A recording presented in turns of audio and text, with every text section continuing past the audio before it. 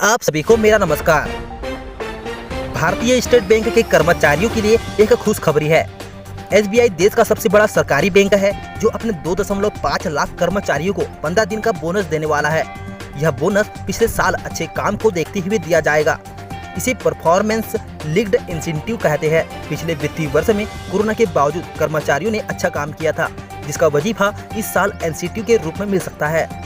इस इंसेंटिव महीने की 15 दिन की सैलरी के तौर पर दिया जाएगा। पिछले वित्तीय वर्षों के अंत में स्टेट बैंक की अच्छा मुनाफा हुआ है। बैंक को नेट प्रॉफिट रूप में 6,450.7 करोड़ रुपए की कमाई हुई है। वित्तीय 2020 की तुलना में कमाई में 80% का इजाफा हुआ है। कमाई में वृद्धि का फायदा स्टेट बैंक अपने कर्मचारियों को भी दे सकता है। CNBC TV 18 की इस रिपोर्ट में इसकी जानकारी दी है।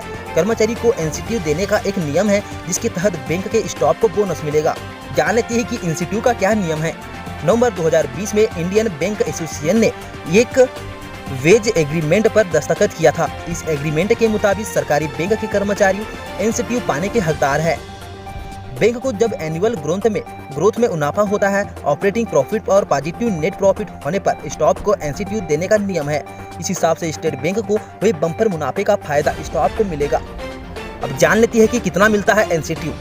सरकारी बैंकों में स्टाफ को इंसेंटिव दिए जाने का एक नियम है। अगर किसी बैंक के ऑपरेटिंग प्रॉफिट में 5 से 10% की वृद्धि होती है तो उसके स्टाफ को 5 दिन की सैलरी बोनस में मिलती है।